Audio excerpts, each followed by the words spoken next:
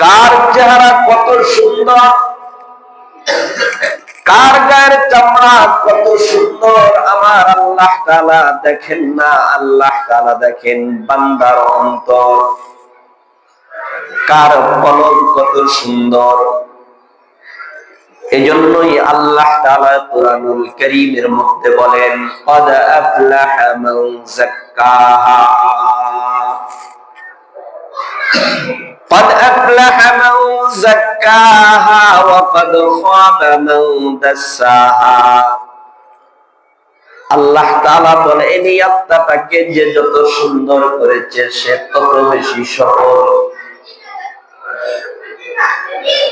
মুসলমান ভাইরা আমার, দুনিয়ার সমস্ত মানুষ ইজ্জত চায়।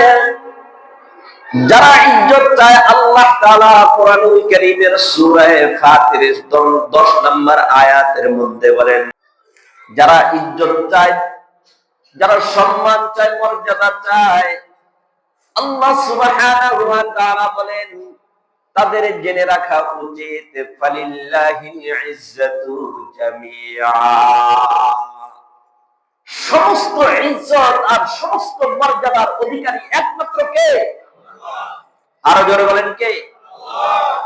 ফালিল্লাহিল ইজ্জাতু জামিআ, সমস্ত ইজ্জতের অধিকারী একমাত্র আল্লাহ সুবহানাহু ওয়া তাআলা। ইজ্জতের মালিক আল্লাহ তাআলা।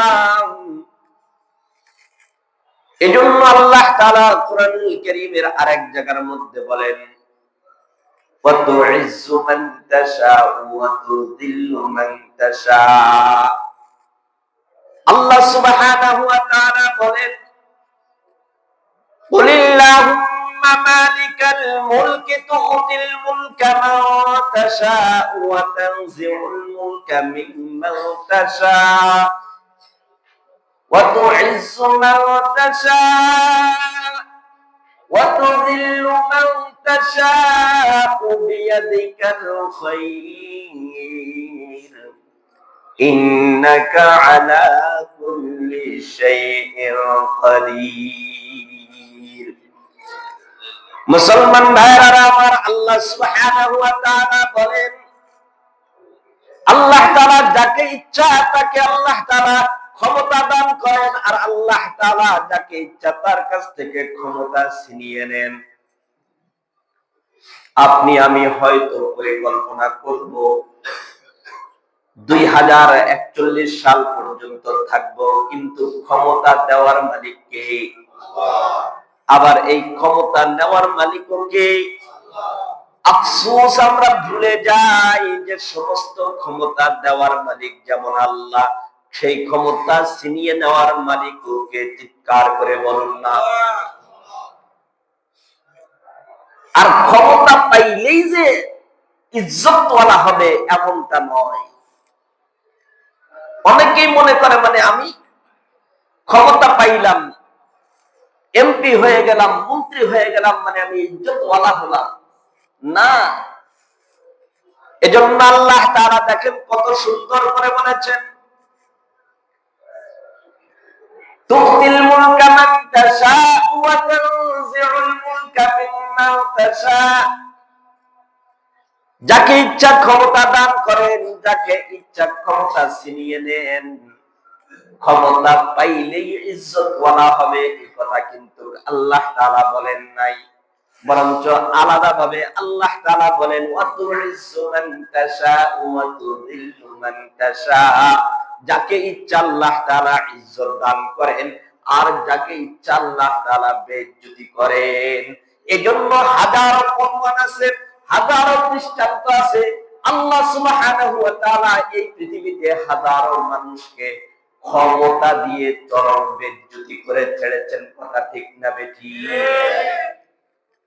ক্ষমতা দিয়ে, জুতা দিয়ে পিটাই আল্লাহ তাআলা ক্ষমতা থেকে নামাইছেন। কেউ তো এমন আছে ক্ষমতা ছাড়ার আধা ঘন্টা 1 ঘন্টা আগেও জানে না যে আমার ক্ষমতা ছেড়ে দিতে হবে। ঠিক নেই? মুসলমান ভাইরা আমার, বুঝা গেল যে ইজ্জত ক্ষমতার মধ্যে নয়, ইজ্জত সম্পদের মধ্যে নয়, ইজ্জত গাড়ি বাড়ি মিল ফ্যাক্টরি ব্যবসা বাণিজ্যের মধ্যে নয়, অর্থ সম্পদের মধ্যে নয়, গাড়ি বাড়ির মধ্যে নয়। ইজ্জত শিক্ষার সার্টিফিকেটের মধ্যে নয়।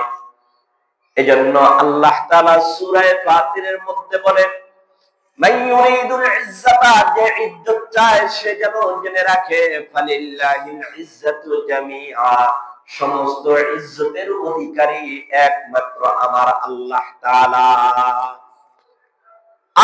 ওয়াল আমালুস সালিহু ইয়ারফাউহু, আল্লাহ সুবহানাহু ওয়া তাআলা বুঝাতে চান প্রকৃতপক্ষে ইজ্জত হলো যার কর্ম যত ভালো, কর্মই তাকে তত বেশি, যার কর্ম যত ভালো হবে তাকে তত বেশি কর্ম ইজ্জতওয়ালা বানাবে। বলেন না, কর্মের মাধ্যমেই মানুষ ইজ্জতওয়ালা হবে। হায়াত দীর্ঘ পেল ইজ্জতওয়ালা হবে এমনটা নয়, বরঞ্চ এমন হাজারো প্রমাণ আছে যে হায়াত বেশি হয়েছে, বেশি হায়াতের মধ্যে আকা আমার নাফরমানি বেশি করার কারণে বেশি বেইজ্জতি হয়েছে। ফিরআউনের দিকে তাকায়া দেখেন, হায়াত বেশি পাইছি, ঠিক না? ক্ষমতা ছিল বেশি, ইজ্জতওয়ালা হয়েছে না বেইজ্জতি? পৃথিবীর মধ্যে এমন একটা কাফেরও কি পাওয়া যাবে? পৃথিবীর মধ্যে এমন কোন বিধর্মী কি পাওয়া যাবে? পৃথিবীর মধ্যে এমন একটা নাস্তিক মোরতাদ কি পাওয়া যাবে যে তার সন্তান বা তার নিজের নাম ফিরাউন রাখে? পাওয়া যাবে? যাবে? যত বড়ই খারাপ হোক না কেন, যত বড় চোর হোক, বাটপার হোক, যত বড় দুচ্চর হোক না কেন, এমন একটা মানুষ কি পাওয়া যাবে যে তার ভবিষ্যৎ প্রজন্মের নাম সে শখ করে ফেরাউন রাখছে, শখ করে তার সন্তানের নাম কারুন রাখছে? বোঝা গেল সম্পদের কারণে ইজ্জত হয় না। কারুনের সম্পদের অভাব ছিল না, তারপরও সে বেইজ্জতি হয়েছে। সারা পৃথিবীর মানুষের কাছে এতটাই ঘৃণিত, এতটাই ঘৃণিত, পৃথিবীর যত খারাপ মানুষই হোক না কেন, কেউ তার সন্তানের নাম ফিরাউন বা কারুন রাখে না। আবু জেহেল ক্ষমতাওয়ালা ছিল, লিডার ছিল, এমন একটা মানুষ দেখাইতে পারবেন কিনা যে তার সন্তানের নাম আবু জাহাল রাখছে? হ্যাঁ, আবু লাহাব রাখছে? কথা কয় না। আর কোন কাফের কি পাওয়া যাবে যে তার সন্তানের নাম আবু লাহাব রাখছে, আবু জাহাল রাখছে, উতবা রাখছে, সাইবা রাখছে? ক্ষমতা তো ছিল, ক্ষমতা থাকার পরেও তারা তার সন্তানের নাম আবু জাহাল রাখে না। বোঝা গেল ক্ষমতার কারণে ইজ্জত হয় না, সম্পদের কারণে ইজ্জত হয় না। কারণের সম্পদ ছিল, তারপরেও ইজ্জতওয়ালা হয় নাই। সম্পদের কারণে হয় না, ক্ষমতার কারণে হয় না। আর আমাদের সামনে এত দীর্ঘ পিছনে যাওয়ার দরকার নাই, আমাদের চোখের সামনে হাজারো প্রমাণ আছে। একটা সময় যে মানুষগুলোর সাথে মানুষ একটা সেলফি তোলার জন্য লাইন ধরতো, সেই মানুষটা সামান্য ব্যবধানে তারাই আবার এখন দেখেন পালিয়ে বেড়ায়। ঠিক না বেঠিক? বোঝা গেল ক্ষমতাই ইজ্জতের উৎস না। বরঞ্চ ইজ্জতওয়ালা হতে হলে কি করতে হবে?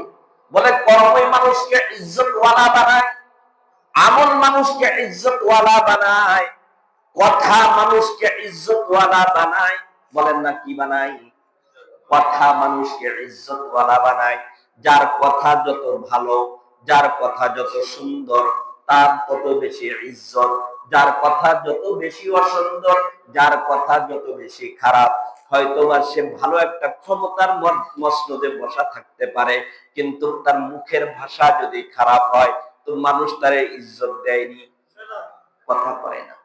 ইজ্জত দেয়। এমপি সাহেব মানুষ, কিন্তু মুখের ভাষা ভালো না, মানুষ তারে মন থেকে ইজ্জত দেয় না। ঠিক নেই? হ্যাঁ, মন্ত্রী সাহেব, মেয়র সাহেব, ভাষার কারণে বেইজ্জতি হয়। আর মুখের ভাষার কারণে, কথার কারণে মানুষ ইজ্জতওয়ালা হয়।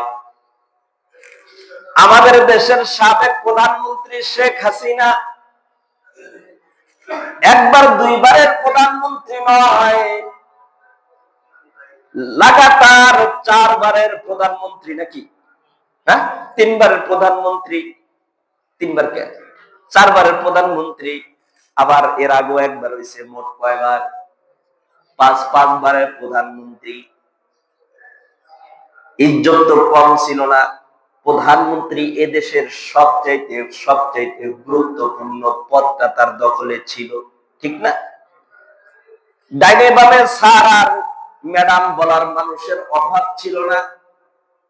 কিন্তু দেখেন, সামান্য একটু মুখের ভাষার কারণেই এদেশের মুক্তিযোদ্ধার সন্তানদেরকে লক্ষ্য করে তাদের থেকে বের হয়ে আসা মুক্তিযোদ্ধার সন্তানদের থেকেই জন্ম নেওয়া কিছু দেশের স্বাধীনতা এবং দেশের মানুষের পক্ষে অবস্থান নেওয়া কিছু সন্তানদের বিরুদ্ধে তাদেরকে লক্ষ্য করে একটু রাজাকারের নাতি পুতি কইছে। বেশি একটা কিন্তু কিছু না, শুধু মুখের একটা ভাষা, ঠিক নেই? আর কথা কয় না। এই একটা কথার কারণে কিন্তু তার পতন হলো। একটা কথার কারণে তার মসনদ পর্যন্ত উঠে, মসনদ পর্যন্ত চলে গেল। এমন ভাবে গেল, পৃথিবীর ইতিহাসে এমন ভাবে মসনদ ধারা আর কাউকে হতে দেখা যায় নাই। কথা ঠিক না বেঠিক? অথচ দেখেন, ওসমান হাদি কয়দিনের সন্তান? আরে সেদিনকার সন্তান এখনো ভালো করে কিন্তু তার ভালো মন্দ বুঝার অনেক কিছু বয়স তার হয়তো বা হয় নাই, কেবলমাত্র বিবাহ শাদী করছে, একটা নিষ্পাপ সন্তান তার আছে।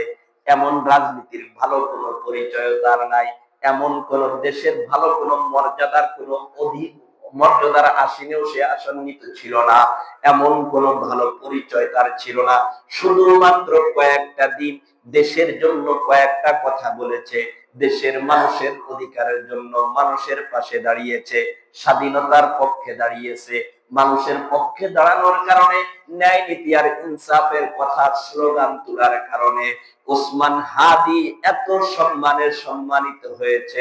বাংলার ইতিহাসে নয়, এমন বিরল ইতিহাস তার জানা যায় হয়েছে। পৃথিবীর মধ্যে এমন আরেকটা খুঁজে পাওয়া বড় মুশকিল। কথা ঠিক না বেঠিক? আমাদের দেশনেত্রী বেগম খালেদা জিয়া, দেখেন তার কত মর্যাদা। তার জানাজার মধ্যে লক্ষ লক্ষ মানুষ। আর রাজনীতি আপনি যা করবেন করেন, এটা আপনার ব্যাপার, আমি ওটা বলতে চাই না। তার মৃত্যুর পরে তার জানাজার মধ্যে দল নাই, মত নাই, দল মত নির্বিশেষ সমস্ত মানুষ তার জন্য দোয়া করেছে এবং তার জন্য চোখের পানি ফেলেছে। কথা ঠিক না বেঠিক? আমরা তো মনে করি মর্যাদা মনে হয় মারা গেলে তার 2-4টা মূর্তি বানায় রাখলে মনে হয় মর্যাদা বলা হয়। হ্যাঁ, আরে মারা যাওয়ার পরে তার মূর্তি বানায় রাখছে, সে অনেক ভালো কাজ করছে। তার মূর্তি বানায় মনে করছে যে তারে সম্মানিত করবে, তারে মর্যাদাওয়ালা বানাবে, তো তার মাথার উপরে পূজা দিছে। এখন কোন মর্যাদা বাড়লো না কমলো বুঝি না। আমরা মনে করি মনে হয় এই পথেই মর্যাদা।